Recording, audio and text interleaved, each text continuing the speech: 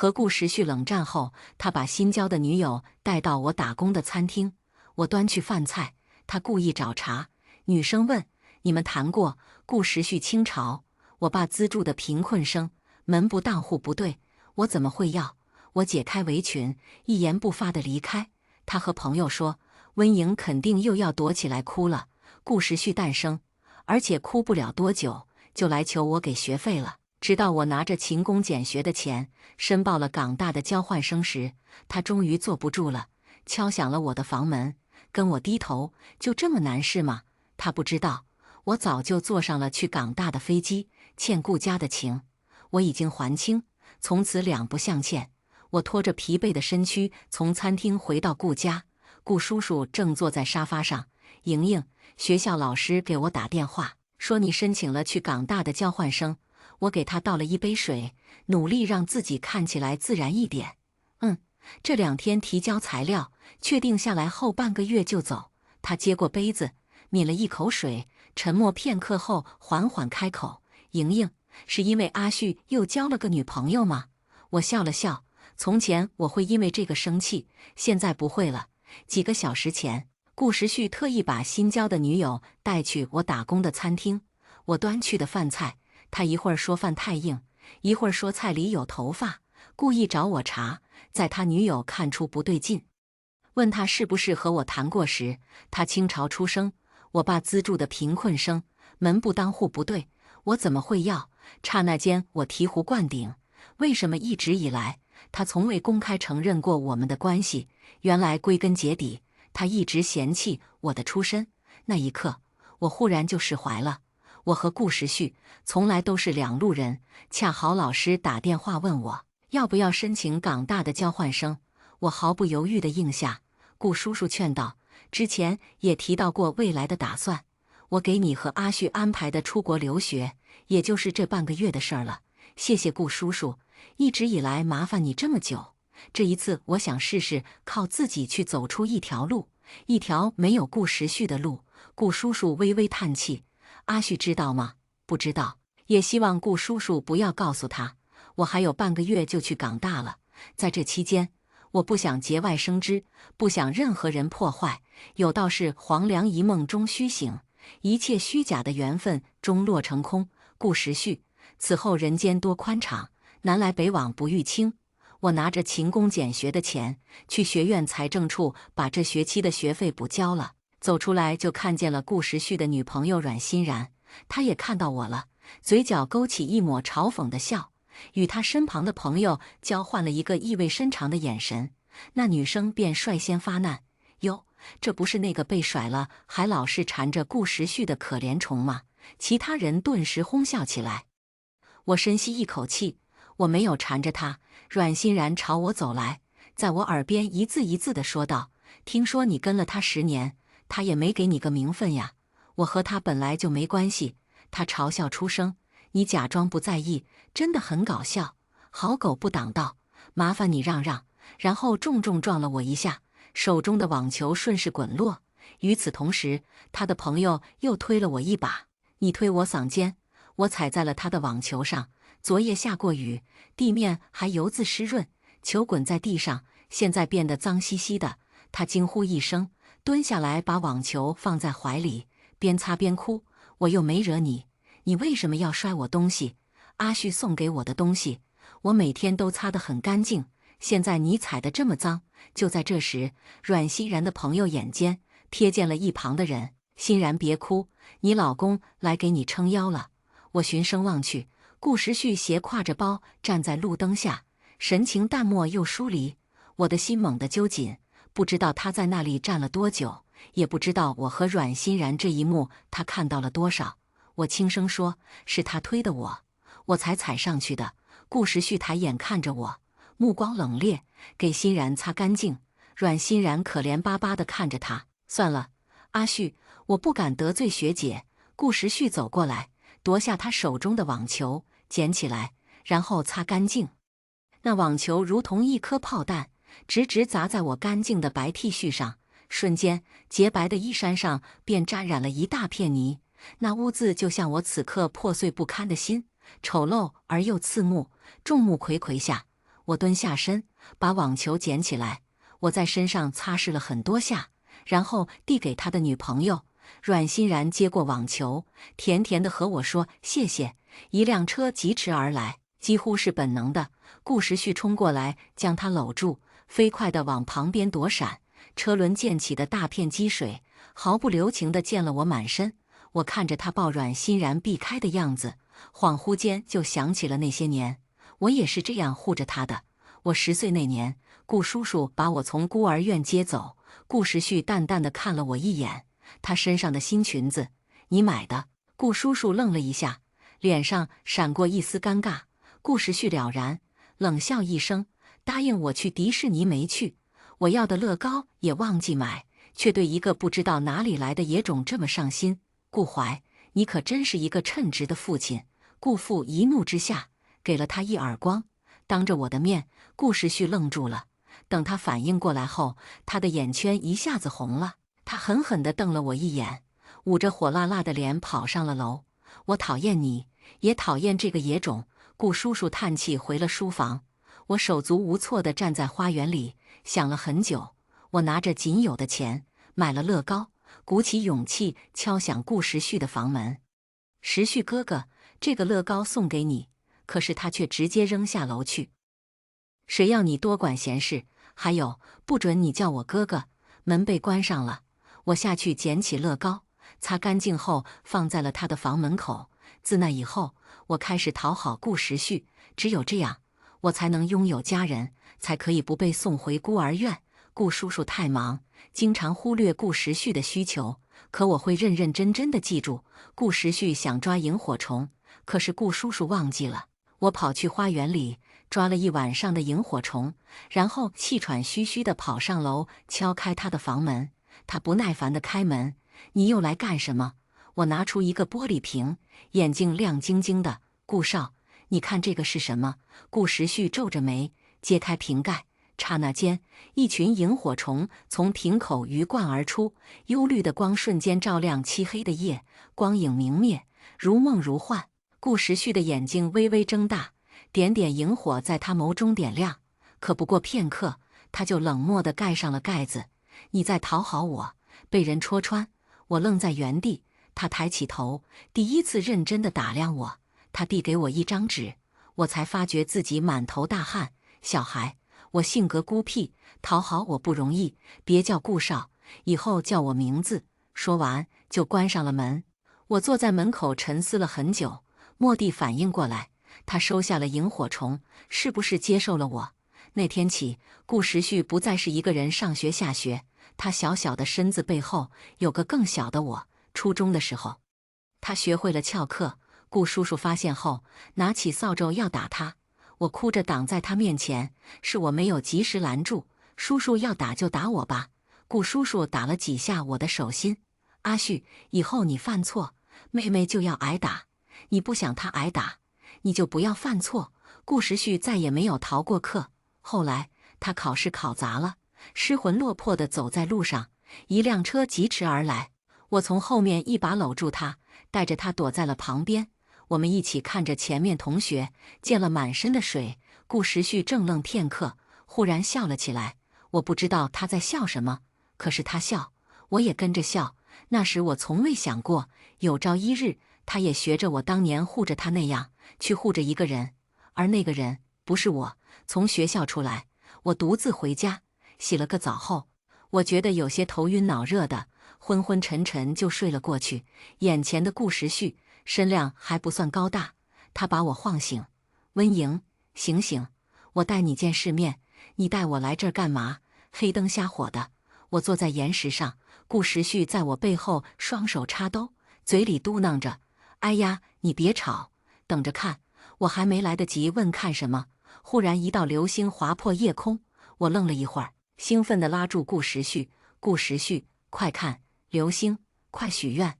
顾时旭的目光在我放在他胳膊上的手上停留了一瞬，他不自在地移开视线。有什么好许愿的？我才不像你们这些小女生一样。我双手合十，虔诚许愿，希望顾时旭以后都能开开心心的，少遇到点烦心事。睁眼，我就对上了顾时旭的眼，那双墨黑幽深的眸分明泛起了涟漪。可是到了高中，顾时旭就像变了一个人，他的个子蹿得老高，我只到他的肩膀。学校里很多女生喜欢他，他开始有意无意和我有些疏远，有了更好的朋友，也有比我更温柔的人听他说心事。体育课上，我跑步扭伤脚，有人去找顾时旭，他也只是冷冷淡淡地说：“我又不是医生，找我做什么？”扶我的人是新来的转校生秦俊。顾时旭不知道从哪儿冲过来，推开秦俊：“你干什么？离他远点！”秦俊看了他一眼，语气平静：“他受伤了，我想带他去医务室。你是他的谁呀？用得着你来？”说完，顾时旭蹲下身，黑着脸叫我：“温莹，上来！”我乖顺地趴在他的背上。顾时旭背着我出去的时候，同学们纷纷让开一条道。这节路好长，好像一辈子都快过了。我的脸贴着他的背，轻声问他：“不过想帮我，你为什么这么凶？”“我不管，总之你不许和他有来往。”我心口一阵阵发涩，多年前没问出口的那句话，如今终于脱口而出：“你呀，到底有没有喜欢过我？”耳边传来一道冷淡沉稳的声音：“喜欢的。”我释怀一笑：“喜欢过就好，那我就没有遗憾了。这是我最后一次梦到你，往后你就别再入我梦了。”你是真的在做梦，还是故意说给我听的？我猛地从梦中惊醒，映入眼帘的是21岁顾时旭的脸。我坐起身来：“你怎么回来了？”他看我的眼神平淡又疏离：“这是我家，我为什么不能回来？”我没再说话。是，这里是顾时旭的家，10年光阴，我都还是个外人，过着寄人篱下的生活，有地方住，有衣服穿，有学上，我也该知足了，哪里还敢奢求别的？我只是觉得你今天回来的很早，所以有些意外。他上了大学后回来的越来越晚，有时候甚至一连好几个晚上都住在外头。他朝我的脸伸出手，我本能的躲，他的手却还是贴上来了。下午就见你脸红的不正常，你怎么这么大人了，还不会照顾自己？自己发烧了都感觉不出来吗？我摸了摸头，是有些热，还有些出汗，睡一觉就好了。他在我床边坐下，我不着痕迹地往里边缩了缩。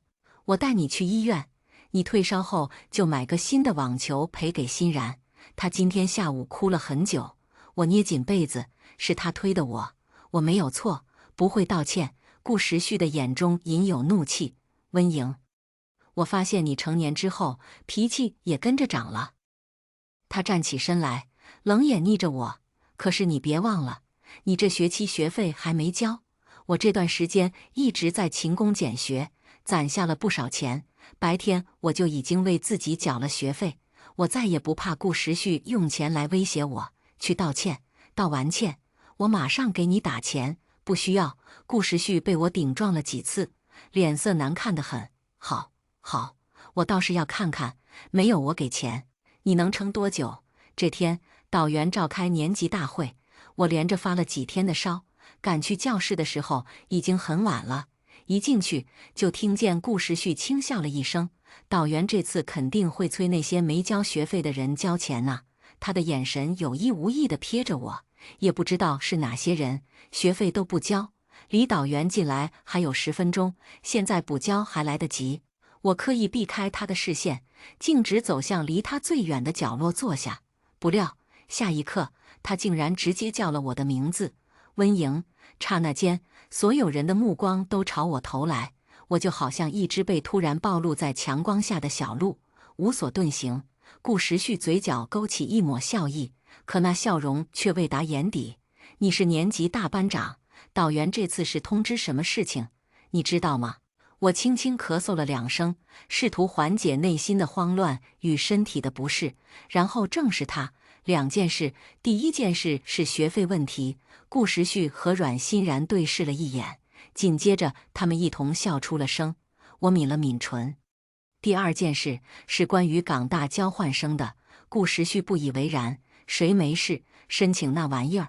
阮欣然想了想，申请的人还挺多，不过筛选下来只有2个人去了。顿时就有人接话：“你说温莹会不会申请？还真有可能。他年级第一呢。这些话语如潮水般向我涌来，我只觉头晕目眩，仿佛置身于漩涡之中。突然，前排传来一声巨响，一个玻璃杯重重砸在地上。紧接着，阮欣然惊慌地叫了一声，拉住顾时旭的手，满脸心疼。阿旭，你有没有事？顾时旭的声音不咸不淡，听不出任何情绪波动。我没事。可下一刻，他却忽然转头，隔着人海和我对视。我抬头看了他一眼，便低下了头，又咳嗽了2下。哎，我忘记了，温莹可喜欢顾少了。如果顾少没有申请，温莹应该也不会去的。那人又喊顾时旭的名字：“顾少，你去不去港大呀？”“不去。”顾时旭的回答简短而冷淡。顿了一下，他又重复了一次：“我不去港大。”就在这时，导员推门走上讲台，大家都安静下来看着他。我的手机忽然震动了一下，打开一看，顾时旭给我转了1万，赶紧交。我不想人家以为我顾家没钱了，到时候丢的还是我顾家的脸。我二话不说把钱退回，可手却止不住的微微颤抖。温莹，你疯了吧？想让所有人看你笑话，是吗？我难得主动，你就这样不领情，是吗？我合上手机，不去看他的消息。教室里一片寂静，导员开始念未交学费的名单。我低着头，双手不自觉地揪着衣角，心跳声在耳边不断回响。当名单念完，没有我的名字时，我悄悄松了口气，抬起头就看到顾时旭震惊的模样。他倏地一下子站起来：“班导，是不是漏人了？”财政处确定了几遍，以上名单确认无误。顾同学有什么问题吗？顾时旭失声道：“怎么可能没有温莹？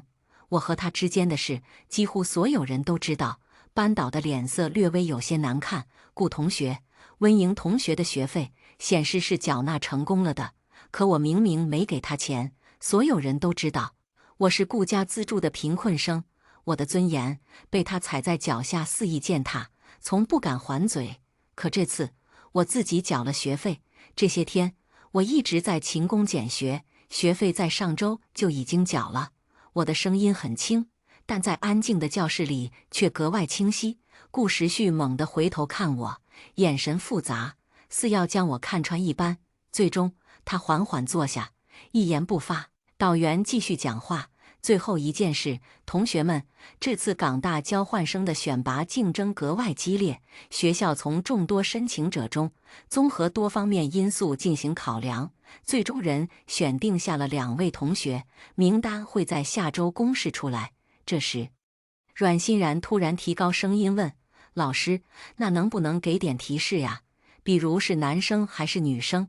他向来活泼，导员听了也只是笑了笑说：“这2位同学都很优秀，一位同学在学术研究上表现出色，另一位则在实践活动中有着丰富的经验。”这话勾起了大家的兴趣，大家纷纷猜测心中的人选。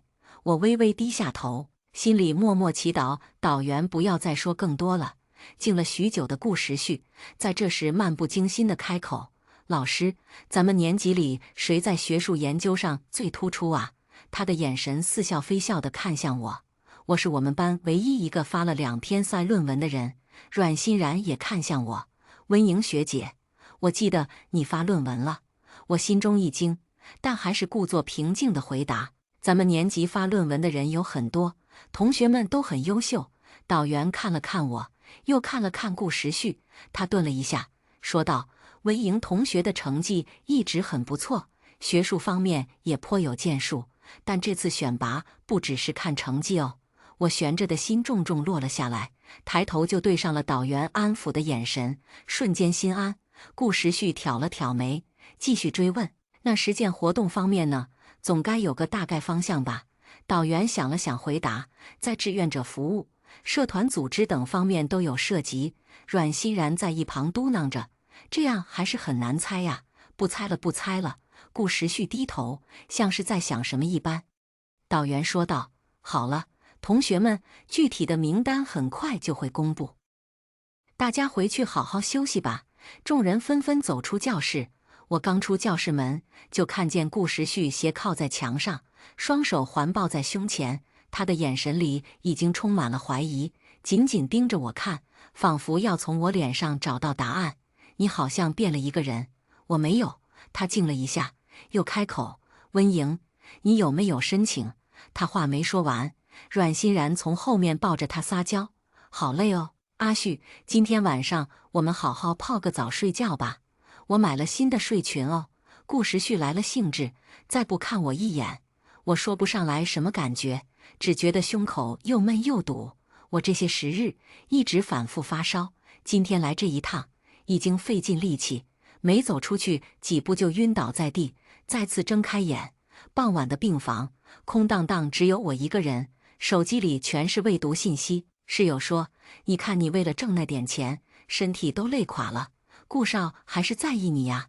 听说你晕倒了，他马上就去找你了。是顾时旭送我来的医院。消息往下滑了几下，没有他的消息。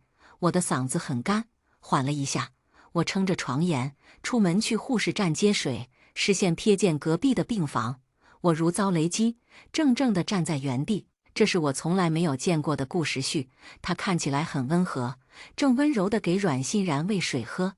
喝点热水，有没有舒服一点？阮欣然点点头，满脸爱意地看着他。好多了。阿旭，我只是个小感冒而已啦。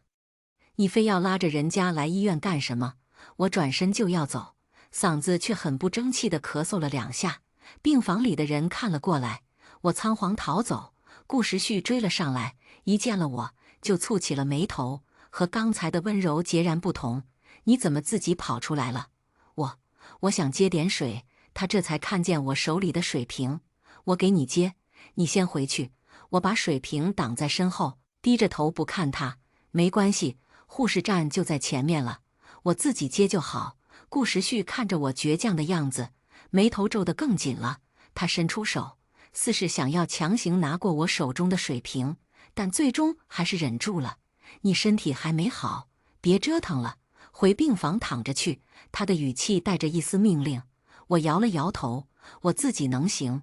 说完，我绕过他，快步向护士站走去。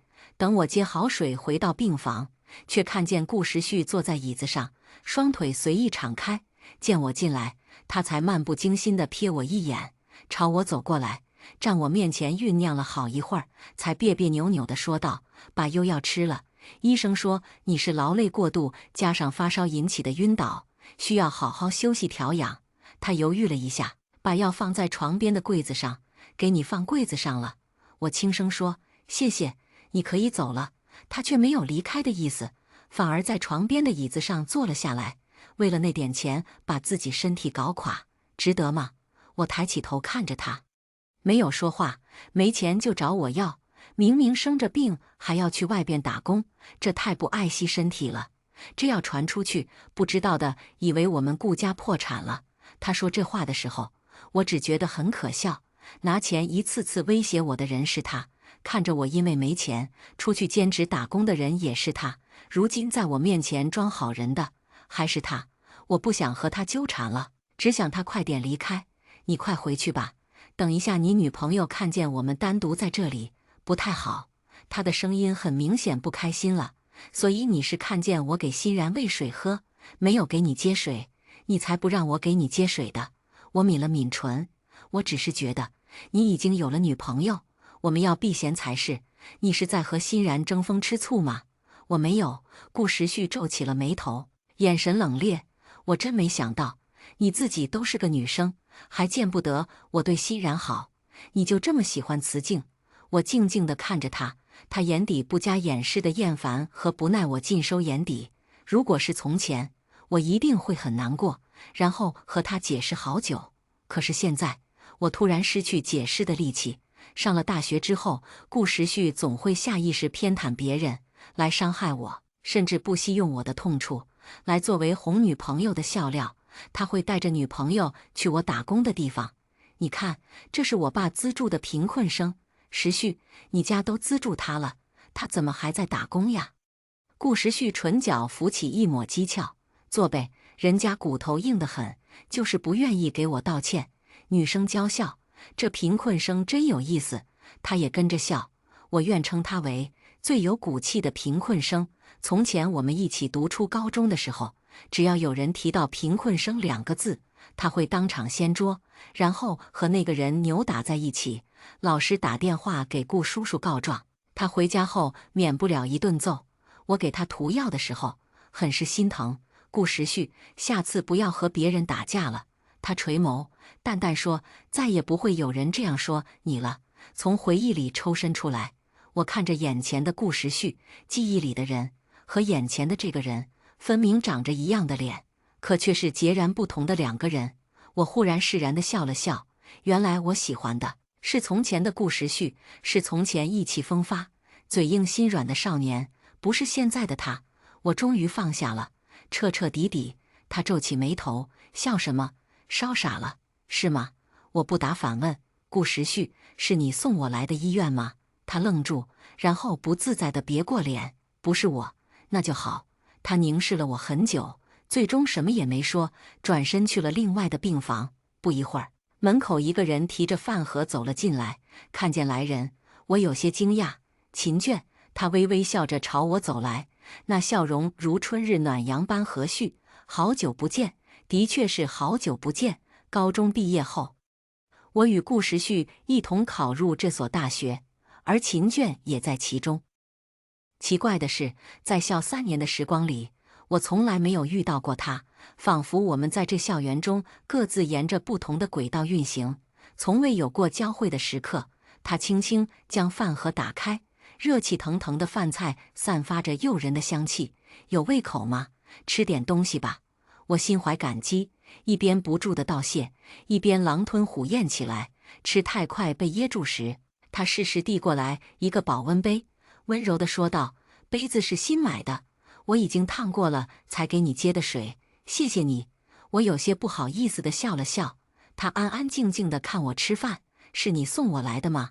吃完后，我抬头看向他，他微微点头，眼神中透着关切。年级大会开完后，我本想去找你，结果刚走到走廊，就看见你晕在那里了。找我？我有些惊讶，是有什么事吗？毕竟这么久未曾联系，如今他却突然出现在我身边。他微微顿了顿，目光专注地看着我，缓缓开口：“我听导员描述，猜测你是不是也去了港大？”他的话让我心中一惊，我没想到他会因为这个来找我。沉思片刻，我不知道该不该告诉他实情，毕竟我不想在去港大前节外生枝。这事儿一旦传来，顾时旭，我不想再卷入更多的是非之中。我微微垂眸，避开他那探寻的目光，心里有些犹豫。秦俊似乎察觉到了我的迟疑，声音柔和地说：“你要是不方便说也没关系，我只是有些担心你，毕竟港大的交换生机会难得。我知道你一直都很努力，如果真的是你，我想为你高兴。”我一抬头，正对上秦俊干净纯粹的眼神，话到嘴边又改了口：“是，我确实申请了，而且我已经收到了入选通知。”秦俊的眼睛亮了起来，脸上露出真心的笑容：“我就知道，你一定可以的。另一个入选的人是我。”我的眼睛微微瞪大：“太巧了吧？”他笑得温和：“是啊，真的很巧。”然而就在这时，病房的门突然被推开，顾时旭一脸阴沉地走了进来。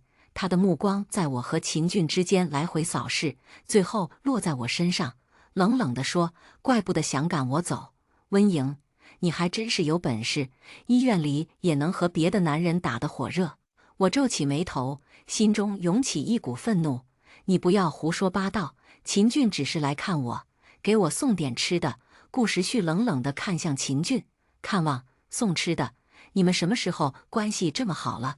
秦俊站起身来，平静地说：“顾时旭，你这样对温莹说话不合适，大家同学一场，我看她病倒了，关心一下而已。”顾时旭的语气如一把利刃一般：“关你什么事儿？她住在我顾家，要关心也该是我顾家的人去关心。”秦俊淡淡地笑了笑：“那你们顾家的人去哪儿了？如果你真的关心她，哪里又轮得到我？顾少只会耍嘴皮子的功夫，是得不到女孩子的真心的。”眼前的秦俊像变了一个人一样，从容淡漠地应对着顾时旭。在学校，因为顾时旭的家境，大家都会对他忍让3分，很少有人敢和他叫板。如果秦俊今天没有在，他低调的让我几乎快忘记了。在京城，秦家也是呼风唤雨的存在。顾时旭吃了个瘪，脸上青一阵白一阵的。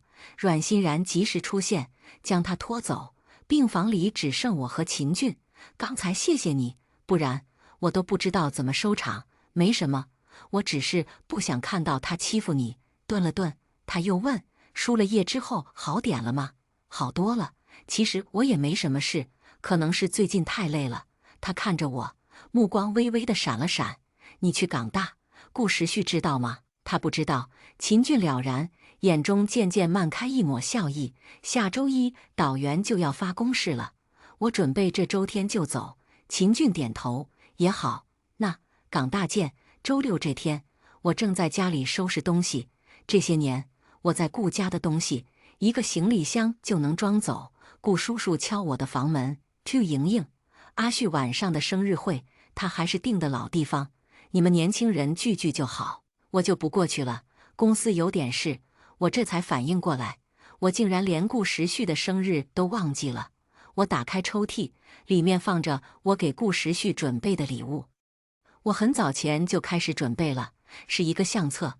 10岁的温莹，从拿到顾叔叔送的相机那一刻起，往后的每一年，相机里都只有一个人，顾时旭。我打开相册，旁边还有我几个月前一个字一个字写的话：顾时旭，你翘课的这天，我第一次替你撒谎，当时我真的很紧张。顾时旭，你笑起来的样子真的很好看，以后可不可以多笑一笑？字字不提爱，字字皆是爱。我轻轻笑了下，拿起相册，装进了礼品袋里，打车去了会所。我进去的时候，欢声笑语戛然而止。你看，我就说温莹不会忘的，但是她以前没有迟到过呀。这可是顾少的生日，总觉得温莹好像哪里不对。顾时旭脸上的笑意渐渐褪去，他绷着脸，没看我。我知道他是为上次秦卷的事儿生气，更气我没有去哄他。我走到他面前，顾时旭，生日快乐。他这才掀起眼皮看我，送的什么东西？他嫌弃地打开相册，下一刻就愣住。阮欣然只看了一眼，脸色就不好了。他挽着顾时旭的胳膊：阿旭别看了，我们先跳舞吗？顾时旭第一次没有理他，径直走到我面前，知道自己错了。我愣了一下，觉得有些好笑，但还是配合他嗯了一下。他的唇角微微勾起，知道错了就好。我也不是小气的人，我原谅你了，以后咱们还和从前一样。我好脾气地笑了笑。好。他又翻了几页。哎，这上边怎么只有我一个人，没有你？这句话让我心间一颤。原来命运很早前就暗示了，顾时旭的生活里，从前还是以后都不会有我。玩游戏的时候，我输了很多，连着喝了3杯酒。第4杯，我刚抬起手来，顾时旭就把我的酒杯拿了过去，一饮而尽。阮欣然的脸色瞬间变成了猪肝色。周遭的人看看我，又看看阮欣然，都不明白这是怎么一回事。我有些微醺，起身去厕所。洗手的时候，看着镜中的自己，脸色很红。我从包里拿出气垫，在脸上拍了拍，刚刚走出去，就被一个人狠狠地撞了一下。我包里的东西掉了一地，阮欣然趁机踩了一脚，踩坏了我的化妆品。可我顾不得这些，我眼里只有地上那张交换生的推荐表。我心跳加快，急忙上前捡起来。阮欣然快我一步，他将折起的纸打开，先是愣了一下，然后一点点笑了起来。原来是这样啊，还给我。这表你带出来是要干嘛的？我怕掉，就随身带着。有什么问题吗？阮欣然还没开口，就听见顾时旭的声音传来：你们俩杵厕所门口干什么？阮欣然本能的就把推荐表藏在了身后。阿旭，你怎么来了？见你半天不回来，我怕你喝醉了，就来看看。他又看向我，你喝醉了吗？没有。他笑了笑，等明天爸给我们办好留学手续，咱们一起去英国。阮欣然和我都愣了一下，他的表情很是不自在。阿旭，你先回去吧，我和温莹有话想说。他狐疑地看他一眼，你和他有什么好聊的？你背后藏什么了？阮欣然吓得要死，好半天没开口，眼见顾时旭就要伸手去拿了，我适时出声，他给你的惊喜。顾时旭的手才停了下来，你现在看了就没意思了，你先回去吧。我又说了一句，顾时旭瞪圆了眼睛，看了我，又看了一眼阮欣然，一边走一边嘀咕，见鬼了，真是情敌之间还能和睦相处的。顾时旭走远后，阮欣然定定地看了我一瞬，将纸塞进我的包里，麻烦你收好，没事别拿出来晃悠。我从包里拿了一只萤火虫的玉给他，刚才不是说给他惊喜吗？做戏就做全，不然他会怀疑。阮欣然一把扯过吊坠，什么也没说，转身就走了。我跟在身后。顾时旭喝多了，阮欣然拿出萤火虫吊坠的时候，他眼中掩饰不住的惊喜。当着众人的面，他抱着阮欣然亲个不停。旁边的人笑着打趣：够了够了，剩下的事儿回去再做呀。就是我们可不敢看现场片。阮欣然笑个不停，朝我投来挑衅的眼神。他问：阿旭，我和温莹，你喜欢哪个？当然是你。顾时旭搂着他，贴着他的耳朵说道：温莹啊，不过是我的贴身保姆。他的声音很小，可是每一个人都清清楚楚地听见了。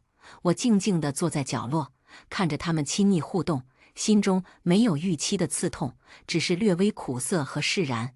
所有人都围着他们俩转，他把我从前为他做的事儿拿出来当笑话讲给别人听。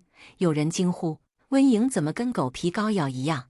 他笑：是啊，甩都甩不掉，眼下他还要跟我去留学呢。仇人。没人留意到角落的我。秃平方，我静静听完后，拿起一杯酒，轻声祝他生日快乐。顾时旭，祝你的生活里从今往后都没有温莹。周天一早，我就拖着行李箱走了。路过顾时旭的房间，他不耐烦地吼道：温莹，你是不是有毛病？大清早的弄这么大动静，别吵，我昨天喝多了，让我多睡会儿。我吓了一跳，没想到他昨晚竟然会回来。停顿了一下，我轻轻地挪着箱子走，打开大门，关上的那一刻，一身轻松。顾家养了我10年，用顾时旭的话来说，我给他做了10年的保姆，欠顾家的情我已经还清，从此两不相欠。温莹走的这天晚上，顾时旭才睡醒起来，看到群里有人说去港大的人是温莹和秦俊，他一下子从床上弹起来，敲温莹的房门，跟我低头：就这么难事吗？没人回应。他打开门，看见空无一人的房间，莫名有些心慌。他下楼走到客厅，顾怀正抽着烟，面色沉重。温莹呢？他在顾怀面前坐下，随口问道。顾怀递给他一张信纸，是温莹写的，一字一字，力透纸背，都是诉说这些年对顾家资助之恩的感激。他提及自己去了港大后，以后都想留在那边了，等自己工作后会把钱也寄回来的。顾时旭怔愣了很久，温莹这是闹哪一出？顾怀看了他一眼，温莹走了，他不会回来了。顾时旭捏着信纸，没有抬头，翅膀硬了，竟然悄悄申请交换生走了。不过是个交换生，读个1年也就回来了。我不去英国了，等温莹回来再说。顾怀掐灭烟头，声音沙哑：莹莹不会回来了。他又重复了一遍。这次顾时旭平静之下掩藏的波涛终于爆发，他将信纸揉成团，重重丢在地上。他会回来。顾怀没说话。顾时旭情绪激动，他一定会回来。她一个女孩子，人生地不熟的，在港城怎么待得下去？她那么喜欢我，说好了要一直跟着我的。顾怀叹气：你就仗着她喜欢你，就这样欺负她？别偏爱的都是有恃无恐。你以为她不会离开？但是时序，人心都是肉长的。温莹也是人，她也会疼的，疼得久了就会想要离开了。顾时旭呆坐在原地，脑海中不断闪过与温莹相处的画面。他想起温莹总是默默地跟在自己身后，那温柔而又坚定的眼神，曾经他以为那是永远不会改变的陪伴，可如今他却如此决绝地离开，只留下这冰冷的信纸。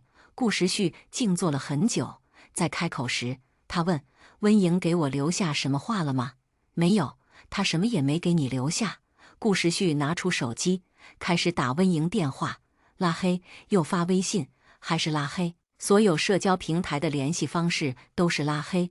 顾时旭有些坐不住了，一股从来没有过的恐慌席卷而来。与此同时，他开始回忆起那些曾经对温莹说过的伤人话语，那些冷漠的态度。他以为他会永远包容，可现在才明白，原来都是他将他推开的。到了港大的第1周，在秦俊的帮助下，我很快适应了这里的学习和生活节奏。他指着图书馆的各个区域，耐心地说：“温莹，这边是文学类书籍的书架，你要是想找小说或者诗集，都可以来这儿。那边是学术期刊区，对咱们专业研究很有帮助。”我认真地点头，谢谢你啊，要不是有你，我自己不知道得碰壁多少次才摸得清。秦俊笑了笑，不用客气，走，我再带你去教学楼那边看看。我们走在校园的小道上，我不小心被一块石头绊了一下，秦俊赶忙伸手扶住了我的胳膊，小心。刹那间，我想到了顾时旭，如果是他，他一定会站在原地看我摔在地上，然后埋怨我怎么这么不小心。在港大上了1个月的课，我和秦俊已经熟悉得像朋友一样。我看着餐盘里的食物，有些无奈地说：“果然再好吃的菜，只要出现在学校食堂，就一定会吃腻。”秦俊尝了一口，笑着说：“哎，刚好，我发现了一家校外的小餐馆，味道很不错，下次带你去。”我眼睛一亮：“好呀。”饭后，我们漫步在校园的湖边，微风轻拂，吹起我的发丝。秦俊看着我，突然说：“温莹，在港大这段时间，你变得更加自信和开朗了。”我微微一愣，随后笑道：“可能因为你一直在我身边支持我吧。陌生的环境，有个熟悉的人总会好很多。”秦俊轻轻地说：“我会一直陪着你，只要你需要我。”他的声音低沉而清晰，我专注地听着。闻言，我轻轻抬头，四目相对，一种微妙的气氛在我们之间蔓延开来。当晚我回到宿舍，很久都没有睡着，手机屏幕亮了亮，我以为是秦俊的消息，飞快地点开一看，发现是一个陌生号码发来的短信：“我们要搬家了，你房间里没带走的东西怎么处理？”我愣了好半天，才在脑海里回忆起顾时旭的脸。也是在这一刻，我忽然发现，我很久很久没有想起顾时旭了。温莹离开的第1个星期，看着温莹全平台拉黑他，他很是生气，扬言自己也不会再见温莹了。顾怀看出了这个儿子真实的感情，却也知道他倔强得很，只说了一句：“我看他不会后悔，只有你后悔的份儿。”顾时旭像是听到了天大的笑话一般，并不理会。温莹离开的第2个星期，顾时旭带着阮欣然流连各种夜店酒店。他喜欢喝醉了的感觉，喝醉了之后，他可以肆无忌惮地对阮欣然说“我爱你”。可是有一次，他把自己喝得酩酊大醉，他在阮欣然身上动了几下，然后埋首她的颈间，不自觉地脱口而出：“温莹。”顷刻间，阮欣然的情欲烟消云散，她怔怔地看着身上的这个男人，然后她闭着眼，抹去他眼角的泪痕。那一夜，2个人都没有睡着。那天起，2个人直接有了隔阂。不过顾时旭从不内耗自己，2个星期的时间，他很快就找了新欢。阮欣然找上他：“我可不是来求你复合的。”顾时旭蹙眉看他：“你要说什么？”阮欣然从他脖子上扯下一块吊坠，是萤火虫形状的玉佩。阮欣然送给顾时旭很多比这贵重多的礼物，都没有见他要，唯独这个成色不算好的普通吊坠，他天天戴在脖子上。这个不是我送的，是温莹。顾时旭并没有太意外，阮欣然看见他这副样子，瞬间了然，原来你爱他，但是又觉得他穷，配不上你，所以借着我宣泄对他的爱。顾时旭冷笑：“我不知道你在说什么。”阮欣然眼圈都红了：“我真是瞎了眼才看上你，顾时旭，你真是一个可怜虫，连自己的感情都不敢正视。”顾时旭满不在乎地笑，继续寻欢作乐。可是那天晚上，顾时旭没有去任何地方，他回到了很久没回的家，打开了温莹的房间。一进去，那股淡淡的香味还在，就仿佛他从来没有离开一般。顾时旭在他的房间坐了很久，他把房间布置得整洁又温馨，顾时旭的心情都渐渐好了起来。他打开他的衣柜，发现他送给他的衣服，他一件也没有带走。顾时旭愣了一下，他飞快跑去梳妆台前，在打开抽屉的那一瞬间，他又收回了手，像是有些害怕。他从前无意间看到过，温莹很喜欢他送给他的一条流星项链，他舍不得戴，每晚都会拿出来看很久。这是他视如珍宝的东西，应该会带走吧？顾时旭再次伸出手，颤抖着打开抽屉，映入眼帘的第一件就是流星项链，他没带走。刹那间，顾时旭连呼吸都忘记了。那一晚，他在温莹的房间里枯坐了一夜，短信编辑了又删除。半夜，他终于发出去一条信息：“我们要搬家了，你房间里没带走的东西怎么处理？”信息发出去后，他就一直盯着屏幕看。温莹向来了解他，如果他肯细细读这条信息，一定可以发现这是他给他的台阶。温莹如果懂事，就该顺着台阶下了。虽然他平时爱欺负他，可是他也有帮过他呀。尽管他上一次帮他的时候，已经是初高中的时候了。他这个人嘴硬心软，其实温莹只要哄一哄，他就会好的。因为他发现试了这么多女人，最后他心里总是不可避免地想起温莹。顾时旭想，他可能真的有些喜欢温莹。消息发出去就石沉大海了。温莹没有回复，自然他们也没有搬家。温莹的东西都在房间里完好无损地放着。学校里的人发现花花公子顾时旭收心了，他身边不再围绕各式各样的女人。班级聚会的时候，有人开玩笑要给温莹发消息，说顾少改变很大。出乎意料的，顾时旭没有制止。温莹回了同学的信息，但是没有提到关于顾时旭任何一点东西。顾时旭的眼睛肉眼可见的暗淡。那一晚仍是一个晚上，顾时旭辗转反侧，终于坐了起来，拨通了温莹的电话。酒吧里灯光闪烁，音乐震耳欲聋，几杯酒下肚，我的脸颊微微泛红，眼神也变得有些迷离。秦俊在一旁看着我，嘴角带着宠溺的笑：“温莹，你喝的不少了，我送你回去吧。”秦俊起身扶我，温热的气息扑在我的脖颈上。我转过头，我感觉今天的酒有点好喝，嘿嘿。说着，我又举起酒杯欲饮。秦俊赶忙握住我的手腕：“别喝了，你这样会醉的。”我挣扎了一下，却没挣脱开，反而身体向前倾，倒入了秦俊的怀里。刹那间，音乐室消失得无影无踪，我只听到我们彼此的心跳。许是酒壮人胆，我竟然伸出手抱住了他，他的身子微微一颤。温莹，我抬起头，看着秦俊近在咫尺的脸，忽然笑了笑：“秦俊，其实你真的很好看。”秦俊的脸微微一红，他轻轻刮了刮我的鼻子：“你喝醉了，我带你出去。”秦俊搀扶着我走出酒吧。夜晚的风有些凉，我不自觉地往秦俊怀里缩了缩。秦俊把自己的外套脱下来披在我身上，然后拦了一辆车。我靠在他的肩头：“去你那里吧。”他抱我的力度更紧，站在比顾时旭家还大的别墅面前，我的酒都要清醒了几分。这是寸土寸金的港城，秦俊居然住着这么大的别墅。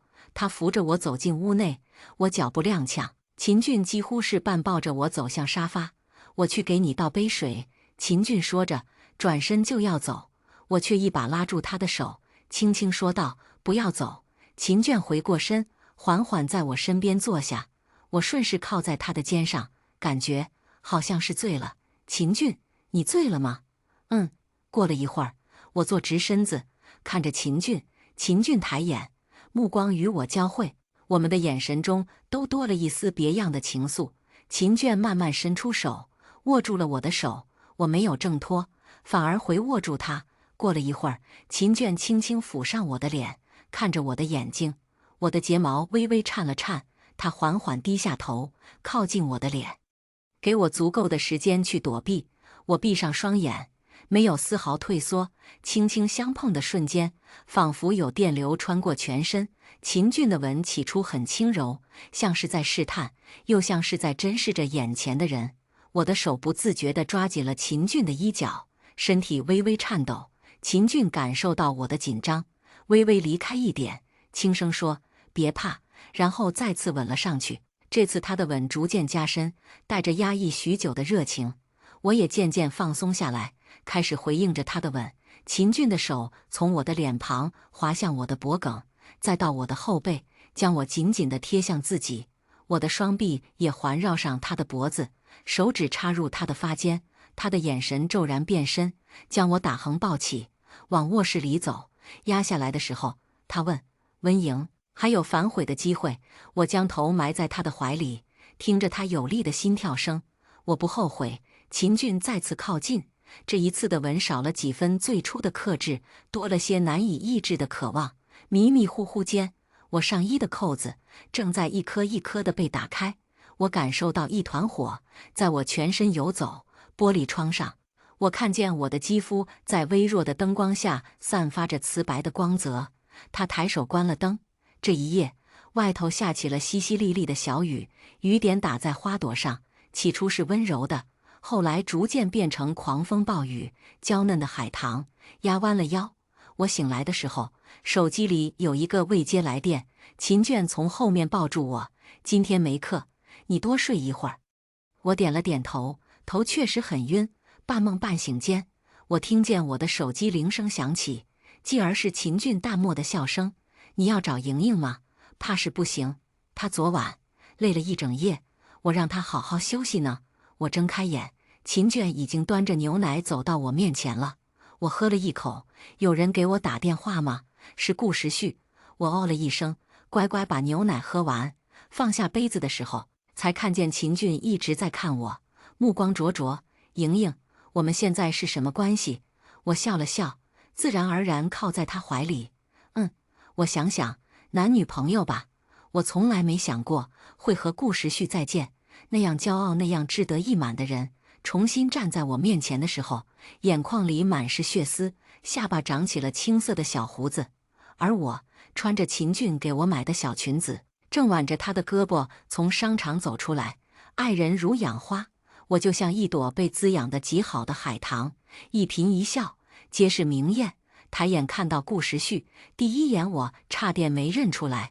他从车上下来，隔着人海看我，我们也在看他。这一刹那，时间仿佛放慢了脚步，一切都变得缓慢，甚至停滞。旁边的音乐喷泉正在唱着蔡依林的《倒带》，这一幕像极了电影画面。他一步步走到我的面前，伸出手：“温莹，我接你回家。”他开口，嗓子干涸又沙哑。我本能地往后一缩，抱着秦俊的手没有松开。顾时旭没有生气，他看我的眼神好温柔。他从怀里掏出流星项链：“莹莹，我想起了从前，我们的从前，跟我回去，我再也不欺负你了。我发誓一定对你好。从今往后，顾时旭的生活里只有温莹又一个人。”我看着他，他浑身上下都透露着破碎感，宛如月前的我。我轻轻摇头：“我不回去，我以后就和秦俊在港城生活了。听话，我以后不凶你了，我会对你很好。”他的眼中透着执着又倔强的光，他抿了抿唇，半晌，他在睁眼时，眼底一片猩红。他说：“我错了。”声音带着哽咽。可是这迟来的道歉真的很晚了。他不知道，一个人伤到最彻底的时候，身在绝望的沼泽中，当另一个人将其拉起来，那这个人就不可避免成为沼泽里那个人的一道光。我的光是秦俊，满心满眼都是秦俊。我已经把他忘了，忘得彻彻底底。我是秦俊的女朋友了，以后我都会跟着他在港城生活的。你回去吧，别再来了。他和你才认识多久，能比得过我们的10年吗？顾时旭的声音陡然拔高，带着一丝不甘与急切。他死死地盯着我，像是想从我的脸上找到一丝动摇的痕迹。我深吸一口气，迎上他的目光，眼神坚定无比。时间长短又如何呢？这10年里，我受过的委屈都是来源于你，而你也从未真正在意过我。可秦俊，他和你完全不一样，他尊重我，爱护我，在我最需要的时候出现，一点点温暖我，治愈我，让我重新找回了快乐和自信。秦俊握紧了我的手，像是在给我力量，然后看向顾时旭，语气平和，却透着不容置疑。过去的已经过去，温莹现在过得很好，希望你能尊重她的选择，也别再来打扰我们的生活了。顾时旭像是没听到秦俊的话一般，依旧紧紧地看着我，那目光里满是哀求。莹莹，我真的知道错了，求你，我求你，你再给我一次机会，就一次，好不好？我别过头，不再看他。顾时旭，我们回不去了，我已经开始了新的生活，绝不回头。这时，周围一些人纷纷投来好奇的目光。音乐喷泉的水依旧在舞动着，倒带也唱到了那一句：终于看开，爱回不来。顾时旭的身体晃了晃，像是遭受了重重一击，手中的流星项链还紧紧握着。他张了张嘴，还想说些什么，却又像是被抽干了所有的力气，半晌才挤出一句：真的，一点余地都没有了吗？是的，我和顾时旭的这段感情还没开始，就已经彻底结束了。就在这时，疾驰而来的车子驶过，秦俊飞快地抱着我躲开。顾时旭像一个没有灵魂的木偶一般，站在原地没有动。雨水混着泥土，溅了他一身。他终于不再挣扎，站在原地看了我很久。他忽然笑了笑，眼泪一点点渗透出来。那你要幸福。夕阳落下，顾时旭落寞的影子被拉得很长很长。他回头的那一刻，从来骄傲的人哭得泣不成声。也许是昨晚上他打他电话，他一夜不回。第二天是秦俊接起的电话，那一刻他想死的心都有。一想到昨晚上秦俊和温莹做了什么，他的心就疼得不能呼吸。那一刻他真的明白，温莹可能真的不爱他了。也许是他立即买票飞到港城，亲眼看见他依偎在秦俊的肩头，笑容美好纯真，无忧无虑，是他没见过的样子。他才知道，这些年他把温莹欺负得有多惨，他有多配不上温莹。也许又是刚才温莹决绝的态度，一切的一切都在告诉他，温莹再也不会回来了。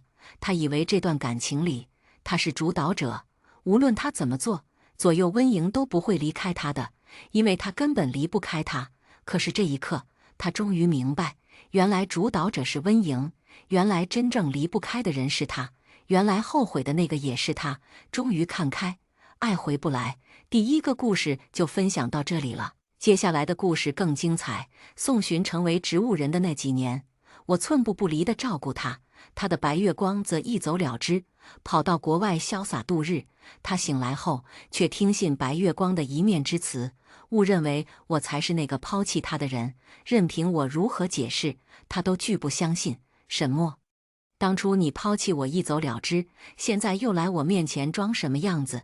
下个月我和万雪结婚，如果有点眼力见，就别再来纠缠我。我没有继续纠缠，而是选择默默离开。后来，在我的婚礼上，宋洵却又哭着求我回来。默默，我知道错了，你不要嫁给别人好不好？昨天我照惯例在医院守了宋洵一晚上，今天早上才抽空回了趟家，想洗个澡换身衣服再过去，结果身上的沫子还没冲干净，医院的电话就打了过来。沈小姐，宋先生他醒了。我惊呼一声，来不及多询问，急忙穿上刚换下的衣服就往医院跑，一路狂奔。我的头发上还滴着未干的水珠，在这寒冬腊月的天气里，冷风一吹，头上的水珠瞬间结了冰。但我管不了那么多了，只想快速见到宋洵。这3年来，我日日夜夜守着宋寻，只期盼他能快点醒来。没人知道我这3年是怎么熬过来的，就连医生都多次劝我放弃，但我却始终不肯。大概是老天听到了我无数次的祈求，奇迹真的降临了。我一边喊着宋寻的名字，一边激动地推开病房的门，却看到了一个意料之外的人——万雪。同时，卧在病床上的宋寻也转头看向我，眼里是毫不掩饰的嫌恶。沈墨，你来做什么？当初我出车祸后，你抛弃我一走了之，现在又来这里装什么样子？我被宋寻这一番话问得愣在原地。宋寻不耐烦地打断我：“你是听说我醒了，所以摆出这副样子，趁机过来在我面前装可怜？沈墨，你这招对我不好使。哦，对了，顺便告诉你，我和万雪下个月结婚，你但凡有点眼力见，就别再来纠缠我。”我被他骂得一头雾水，开口想解释：“宋寻，你在说什么？你是不是误会了？这些年一直是我……”我话没说完，就被一旁的万雪打断。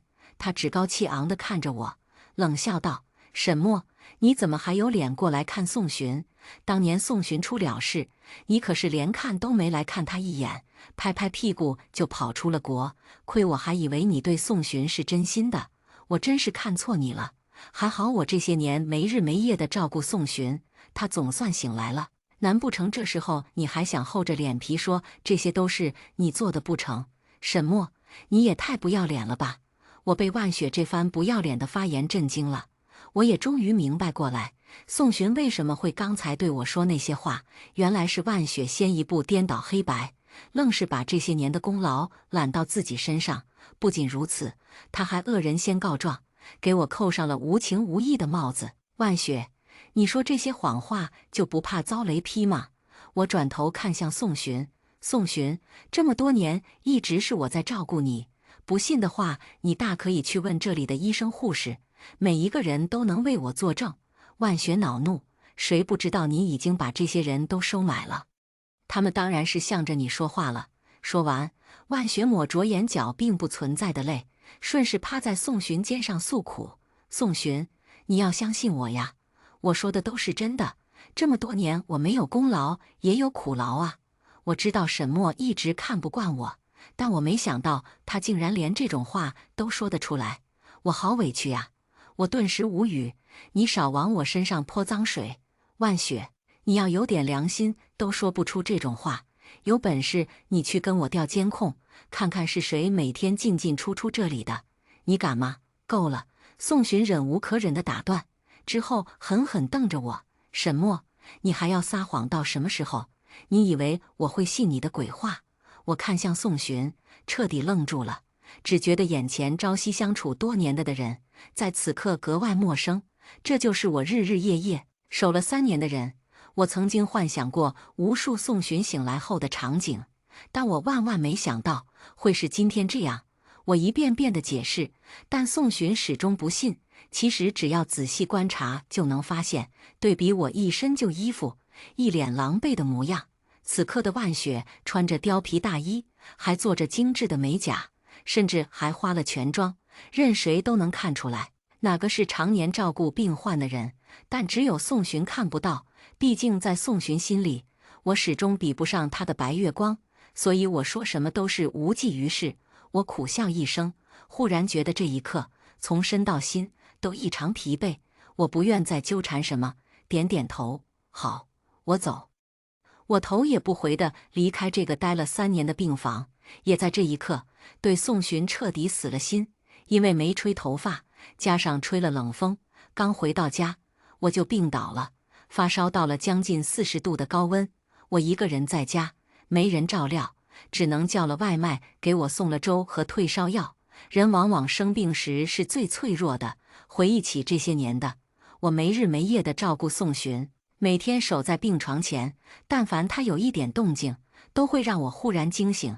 3年来，我几乎没有睡过一个完整的觉，因此我瘦了很多，还留下2个深深的黑眼圈，整个人憔悴的像是老了10岁。我以前总想着，只要宋寻能醒过来，我再苦再累也没关系，但现在看来，我真是天真的可笑。人永远不可能叫醒一个装睡的人，我也永远无法感动一个不爱我的人。想到这些，我再也忍不住，没出息地落了泪，泪水打湿了枕头，也浇灭了我对宋寻所有的希望。我抹着眼泪，暗自发誓，从今以后，我不会再在宋寻身上浪费一秒的时间。往后的日子，我都要为自己而活。当我下定决心切断和宋寻所有的联系时，他却一反常态地主动给我打了个电话。他在电话里说想约我吃顿饭，还说有重要的事情要和我说。我本想直接拒绝，但思考了几秒，还是答应了下来。毕竟要断开联系的话，有的话还是当面说清楚比较好。我如约到了和宋寻约定好的餐厅，一进门，却看到宋寻和万雪早早坐在了餐桌前，两人举止亲密。宋寻看向他时，眼里满是爱意，这画面在我看来十分刺眼。宋寻抬眼看向我，眼神里的温柔也彻底消失不见。怎么才来？我放眼看去，他们已经点好的菜，水煮鱼、辣子鸡、麻婆豆腐，这些都是万雪喜欢的。而宋寻从来不记得我不能吃辣，只要吃一点辣椒，我就会浑身起疹子。但我已经没有力气再去和他争辩这些了。等我拉来椅子，坐到他们对面的位置，没等我开口，宋寻就挑了下眉，大言不惭道：“沈墨，关于你抛弃我的事情，我决定给你个机会来弥补我。你也知道，我和万雪下个月的婚礼，万雪人大度，不愿意和你计较前几天的事情，还主动说让你做伴娘。这么好的赎罪机会，你可要抓紧了，别再让我失望。”我不敢相信自己听到了什么，我满脸震惊地看向对面的宋寻，忍不住苦笑一声：“宋寻，你知道自己在说什么吗？他怎么有脸能说出这么恶毒话？他不仅磨灭了我这么多年的付出，还有脸让我做他们爱情的见证者。他到底把我当什么了？”没等宋寻开口，万雪就一脸嘲讽地看向我：“沈墨，我和宋寻的婚礼找你做伴娘，这是你的荣幸，你可别敬酒不吃吃罚酒。要不是看在你和宋寻相识一场的份上，我还真不想把这么好的机会给你，你可要好好珍惜才行。”我冷笑一声，忍无可忍地站起身：“这就是你要和我说的重要的事情？”宋寻一脸理所应当：“当然，现在还有什么比我和万雪的婚礼更重要的？”他嘲讽道：“不然你以为我是来找你说什么的？沈墨，别告诉我你在期待什么。”我感觉一股怒气瞬间直窜头顶。是啊，我还能期待什么？我早就该对宋寻死心了。他这样的人根本配不上我这么多年的喜欢。恶心，真是恶心透了。我看向宋寻，只感觉一阵心凉。宋寻，你真让我恶心。说完，我拿起桌上的冰水，直接泼到了这对狗男女脸上。万雪啊的一声惊叫：“沈墨，你疯了吧？”宋寻更是被泼得一愣，随后一脸怒气站起身，指着我大骂：“沈墨，你发什么疯？让你当伴娘是你的荣幸，你别给脸不要！”说完，他转身温声哄着万雪：“老婆，你没事吧？我给你擦擦。”万雪撅着嘴，靠在宋寻怀里撒娇：“老公，他这人怎么这样啊？我是好心邀请他，没想到他竟然这么对我。”宋寻转过头，瞪着我：“沈墨，你还愣着干嘛？还不快给万雪道歉！”不知道为什么，这2杯冰水虽然泼在他们身上，此刻我却觉得从头到脚都凉透了。我冷笑一声，瞪着宋寻一字一顿：“我道你妈！宋寻，就当是我这么多年的真心喂了狗。你这种烂人，根本配不上我的喜欢。从今以后，和你的小情人给我有多远滚多远！别他妈再来我面前恶心我！我看到你们这张脸就想吐！”骂完，我转身就走。宋寻在身后怒吼道：“沈墨，你这不知天高地厚的女人，老子当初就不该救你，我他妈就应该让你淹死在河里！”我脚步一顿，没有回头，我也宁可淹死在那条河里，也好过被你这样的人救上来。我和宋寻的相识很特殊，大学的时候，我失足落水，是宋寻在大冷天里义无反顾地跳进河里，将我捞了上来。为此，宋寻的膝盖因为受了寒，还落了病根，每到阴雨天都会疼痛难忍。准确来说，宋寻算得上是我的救命恩人，如果不是他，或许我早就死了。所以我感谢宋寻的救命之恩，我也愧疚于他为了救我落下的病痛。后来的时间，我竭尽全力地对宋寻好，我想报答他，也是因为那次的救命之恩，让我爱上了宋寻这个人。尽管宋寻的脾气很差，也经常因为一些小事对我发火，甚至一生气就让我滚远点。沈墨，你知不知自己很烦？你有没有点自尊？能不能别他妈再来纠缠我？他骂人很难听，但我从来不会和他计较，只是无数次的忍让着他，因为这都是我欠他的。那些年，我一直围着宋寻打转，他身边的人都知道我是宋寻的一条舔狗，但我无所谓，我不在乎别人怎么看我，我只想对宋寻好。我想着，或许时间久了，宋寻就会看到我的好，说不定哪一天他也会爱上我。之后，万雪出现了，彻底打碎了我的美梦。她是学校公认的女神，长得漂亮，身材好，会撒娇。这样的女人，没有哪个男人招架得住，包括宋寻。宋寻就像是万千男人一样，开始疯狂追求万雪。之后，俩人顺理成章地走到一起，我就变成了那个最多余的人。那时候我很伤心，我以为我和宋寻的关系就此结束了。他谈了恋爱，有了女朋友，我就再也没有和他纠缠下去的理由了。但后来，宋寻意外出了车祸，变成了植物人。作为女朋友的万雪，非但没有看他一眼，反而一走了之，跑到了国外潇洒度日。我也又有了可以回到宋寻身边的借口。这些年，我忙前忙后的照顾宋寻，每天给他擦身，在他耳边讲故事，只为了让他早日醒过来。就算有一点希望，我也不愿放弃。但等他真的醒来了，却又变成了现在这样。那天之后，我把宋寻的联系方式逐个拉黑，将他彻底从我的世界清除。我想，当初的救命之恩，这3年来我已经还完了。我和宋寻从此终于是两不相欠了。尽管拉黑了宋寻的联系方式，他却依旧想方设法地找到了我。我没想到的是，宋寻竟然直接找到了我上班的公司，在下班的时候堵住了我的去路。沈墨，你不觉自己太过分了吗？你到底在闹什么？我都说了，当初你抛弃我的事情不和你计较了，你还想怎么样？你什么时候变得这么不懂事了？你还拉黑我的联系方式，你有本事这辈子都别联系我呀！你忍得了吗？我无语地看着他，我怎么当初就喜欢上了这种人，简直是黑历史。宋寻，你是不是以为我一辈子都会围在你身边打转？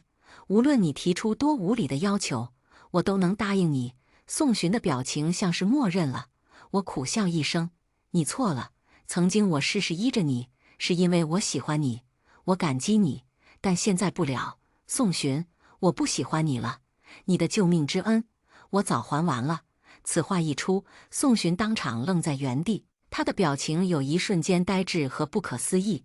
你说什么？但只是几秒钟，他又皱起眉头，摆出那副不耐烦的模样。你说还完就还完了，那我当初躺在医院的时候你在哪？你就是这么对自己的救命恩人的。沈墨，我告诉你，你欠我的这辈子都还不完，所以你也没资格拒绝我的要求。你现在就跟我去找万雪道歉，如果她原谅你，我就不再计较。我忍无可忍地打断他，宋寻，你他妈但凡有点脑子就不会说出这种话。你他妈去医院查查吧，当初车祸有没有给你脑子撞坏？傻逼，让我给他道歉。除非我死了，我转头就走，不给宋寻再废话的机会，任凭他在后面怎么怒吼，我都不再理会。喜欢过这么个傻逼，算我倒霉。就在我以为这件事就这么结束了的时候，宋寻又出现了。只不过这次他是以客户的身份来的。我们公司是一家做婚礼策划的公司，而宋寻来的目的就是要给他和万雪的婚礼找策划。更过分的是，他竟然和老板指名道姓的要我来负责他们的项目。当我看到宋寻的得意的表情时，我就知道他是故意的，他就是想故意恶心我。但碍于公司的面子，我还是硬着头皮的接下了这个案子。万雪对着我提出各种天花乱坠的无理要求，我知道他是想故意为难我，但我只是面无表情的一一记下，没有反驳。其实心里已经盘算好了辞职的打算。我的同事也是我在公司最好朋友，梁小娜，她也是和我一起负责这个项目的人。梁小娜眼睛一转，大概从万雪的无理要求和我当反应中也看出了端倪。因为我之前就和她讲过我和宋寻的故事，所以在梁小娜的追问下，我还是和她讲了最近发生的事情。梁小娜听完，气得握紧拳头，为我打抱不平。他们也太欺负人了吧，这还是不是人呐？我轻笑一声，无所谓，反正我也打算辞职了。其实上个月就有一家外国的公司向我递来了橄榄枝，无论是的待遇还是工作内容都是我很满意的。但那时候因为我在照顾宋寻，所以忍痛婉拒了这个好机会。但这一次我不会再错过了。梁小娜依旧不满，不行，我不能看你就这么任由他们欺负啊！作为你的好姐妹，我必须给你出这口恶气，就当我送你的离职礼物了。我不知道梁小娜想做什么，但也没有阻止她。反正如果在离开前能恶心恶心这对狗男女，好像也不错。婚礼前期的方案定下后，我们就开始着手准备场地的布置。万雪和宋寻婚礼彩排当天，梁小娜拿着台本冲我俏皮的眨眼：“默默，今天可有好戏看哦。”我不明所以，什么？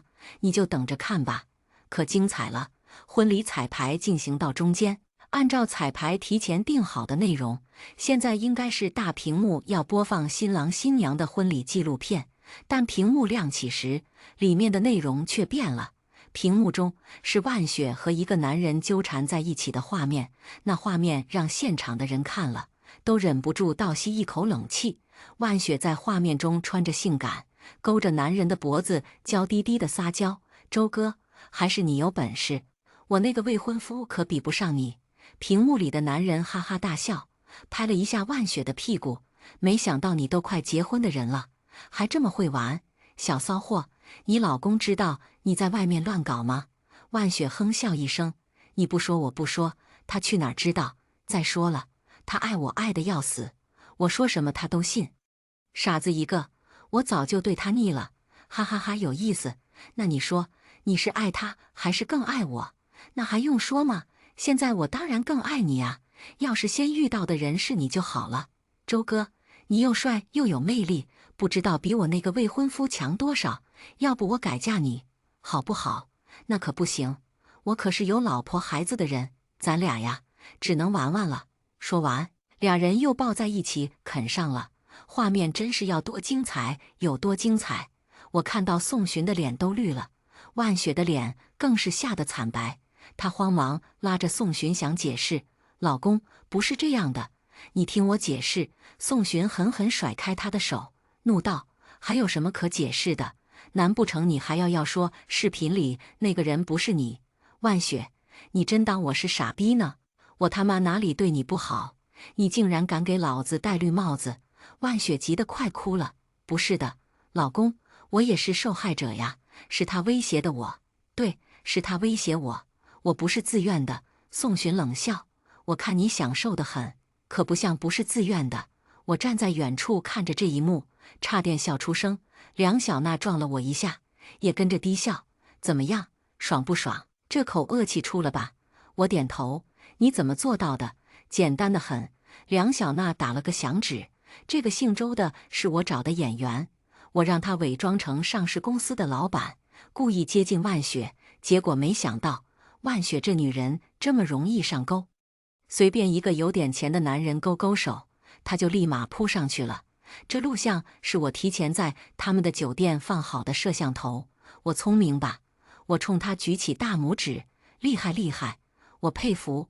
晚上请你吃饭。”“好啊，那我不能跟你客气，我要吃火锅。”我和梁小娜约饭的时候，万雪和宋寻那边也闹得热火朝天。万雪跪在地上，拽着宋寻的裤腿，哭得一把鼻涕一把眼泪。老公，你相信我呀，我真的再也不敢了。你再给我一次机会，你是爱我的，对不对？宋寻绿着脸甩开他，滚！你这不知廉耻的女人，还有脸跟我说什么爱不爱？有多远给我滚多远！万雪忽然看向我，之后站起身，发了疯一样冲过来。沈墨，视频是你做的对不对？就是你这个贱人故意想害我，我和你拼了！梁小娜见状挡在我前面，大姐，你发什么疯啊？难不成还是沈墨逼着你和人家上床的呀？我看你可是享受得很呐。我则看向万雪，冷笑：万雪，我早就说了，谎话说多了，迟早遭报应。你现在落的这个下场，都是你应得的。万雪气得眼睛都红了。沈墨，你这个贱人，你把我的一切都毁了！他冲上来想拽我，我抬手就一个耳光。搞清楚了，毁了你的是你自己。闻言，万雪一股坐在地上，像是失了魂魄般。宋寻则远远看着我，眼里有说不出的情绪。我没有再理他们，拉着梁小娜径直离开。经过这场闹剧，万雪和宋寻的婚礼彻底黄了。虽然梁小娜让我狠狠出了口恶气，但也因此和我一起被迫失业了。我很愧疚，觉得是自己害了小娜，但她却一脸无所谓。我早就不想干了。其实不瞒你说，我家里就是开公司的，我出来上班纯属体验生活，就那点工资还不够我买个包的。我惊讶，原来你是富二代来民间体验生活的呀，你藏得好深啊！哈哈哈，低调低调。那你要回家继承家业吗？你小说看多了吧？这也太老套了。其实我想去留学，这也是我父母希望的。梁小娜冲我眨眼，所以之后几年，我可能还要继续烦你了。你可不能嫌我烦啊！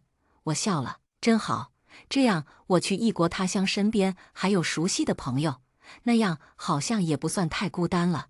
在等待签证下来的时候，我把行李收拾的也差不多了，就连现在住的这套房子，我都挂到了中介的网站上，打算卖出去。关于这座城市，我有很多回忆，但就到这里吧。这里已经没有我可以留恋的人了，所以这次走，我也不打算再回来了。临出发前的第3天，我家门迎来一个意料之外的人。宋寻按响门铃的时候，我还以为是有中介带入来看房。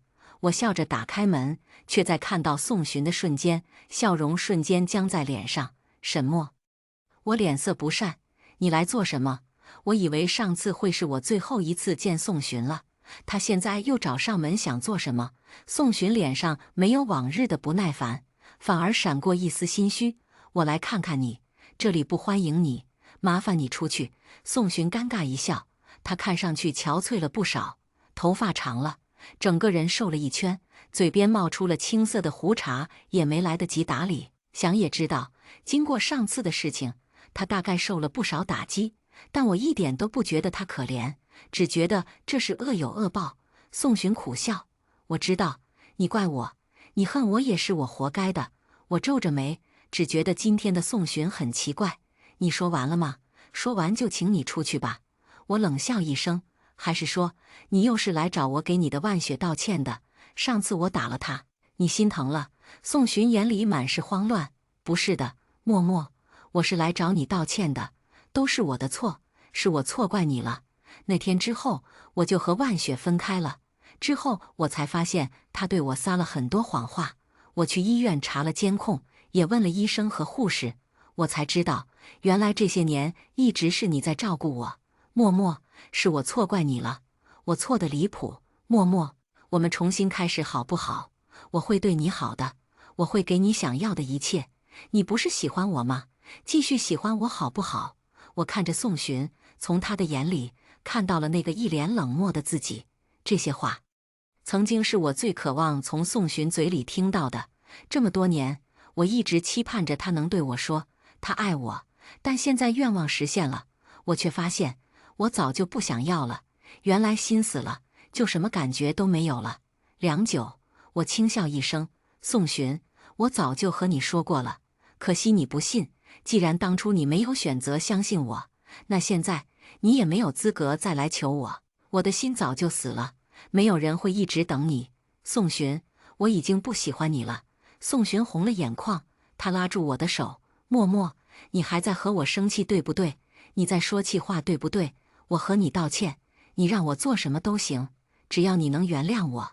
我甩开他的手，宋寻，我原谅你了，但我也不爱你了，你走吧。我不信。宋寻崩溃了，他哭得满脸是泪。默默，再给我一次机会，算我求你。我叹了口气，只觉得身心俱疲。宋寻，如果你真的觉得对不起我，就别再来打扰我。我把宋寻推出家门，刚要关上门，宋寻一把按住门，他红着眼睛看着我。默默，今天阴天，天气预报说晚上会下暴雨，我的膝盖从早上就开始疼了，能不能让我进去待一会儿就一会儿？宋寻最会拿捏我的软肋，他这话是在提醒我，当年他对我救命之恩。以往他提到这个，我总会对他心软，因为这是欠他的。但现在不一样了，该还的都还完了，我早就不吃这套了。宋寻，你不用再拿这个威胁我了，膝盖疼就去医院，或者吃止痛药。我狠狠关上门，无视宋寻的所有声音。临走那天，宋寻又来了，我没有看他，而是自顾自地搬着行李。宋寻慌乱地问我：默默，你要去哪儿？你要搬家吗？搬到哪里去？我没有回答，而是把他当成空气。宋寻想抢我的行李，我帮你，只要你告诉我你的新地址，我不会纠缠你，只要远远看你一眼就好。默默，和我说句话吧，什么都行，求你。我皱着看向他，宋寻，都这个时候了，你装神情给谁看呢？迟来的深情比草的轻贱，真是恶心。我一把抢过自己的行李，我去哪儿都和你无关，滚开！正好梁小娜家的车来了，梁小娜一看到宋寻，就立马从车里跳了出来。她站在我面前，瞪着宋寻：“你又来纠缠沈墨干什么？还不赶紧滚开！我们家默默不想看到你。”说完，梁小娜就拉着我上了车。宋寻想跟过来，被梁小娜家的司机大哥拦住：“先生，麻烦你让开，不要影响我开车。”宋寻还想说什么，我则把头扭到一边去，没有再看他，直到车子驶离我家。我在后视镜看着宋寻落寞的身影越来越小，心里毫无波澜。太好了，我再也不会为了这个人感觉到伤心了。我和梁小娜顺利到了国外，我入职新公司，梁小娜进入大学就读。我们合租了一间双人公寓，正式开启属于我们姐妹俩的快乐生活。我们白天就各忙各的，晚上就凑在一起，一边吃火锅，一边吐槽学校和公司的趣事。这样的生活要多惬意有多惬意。我想着，如果这辈子没有爱情也没关系，有一份舒适的工作，温暖的房子，还有关系好的姐妹常伴左右，好像也不错。但上帝好像并不打算让我从此孤单一生。我还是在某一天遇到了属于我的真命天子，他叫江毅，是从小生长在这边的华裔，也是我们公司的客户之一。在对接项目时，我们毫无防备地擦出了火花。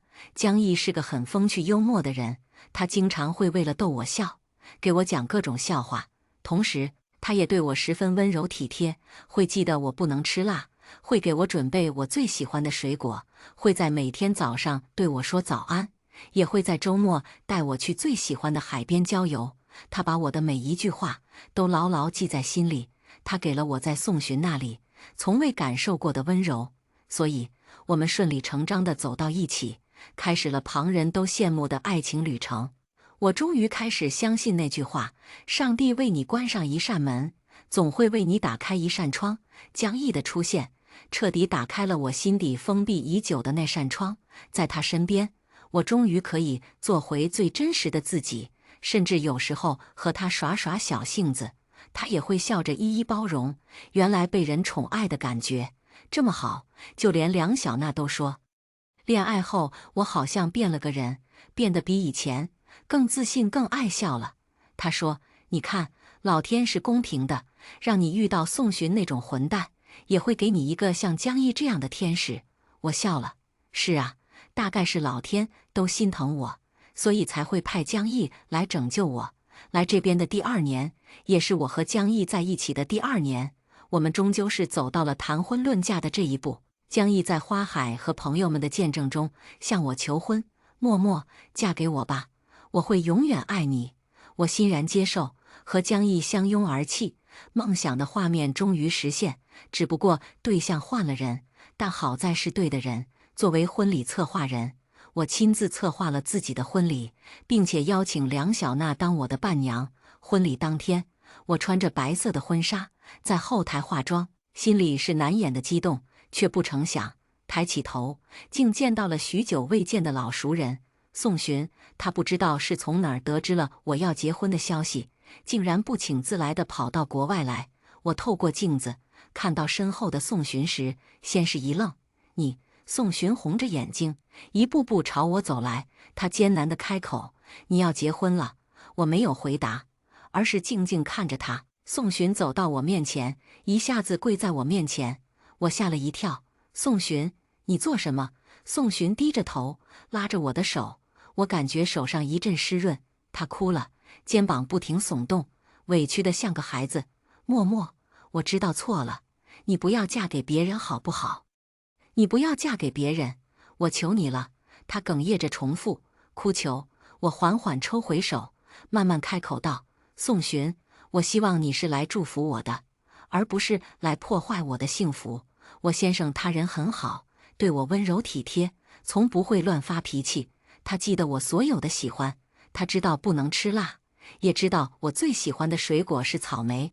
在他身上，我第一次感受到被人爱的感觉，这种感觉真的很好，所以我很幸福。”说到这里，宋洵再也忍不住了，趴在地上狼狈地哭了起来。他知道这些事情都是他没有做到的，他根本没有资格来求我回去。婚礼的时间到了，梁小娜打开化妆室的门进来找我，在看到宋洵的那一刻，立马皱眉怒骂：“你怎么在这？你这人怎么阴魂不散的？保安呢？默默，你别管，我这就去找保安，把这人赶出去。”宋洵缓缓站起身：“不用，我自己走。”他红着眼睛看向我，勾起嘴角，露出一个比哭还难看的笑：“默默，你说的对，我配不上你，祝你幸福。”说完，他转身走了，再也没回头。我知道，我和宋洵的故事终于是画上句话了。我提起裙边，走出大门，开始奔向属于我的幸福。今天的故事就分享到这里了。如果您喜欢这个视频，请为我点个赞和订阅。如果您有任何建议，都可以在评论区留言告诉我。我们下期视频再见。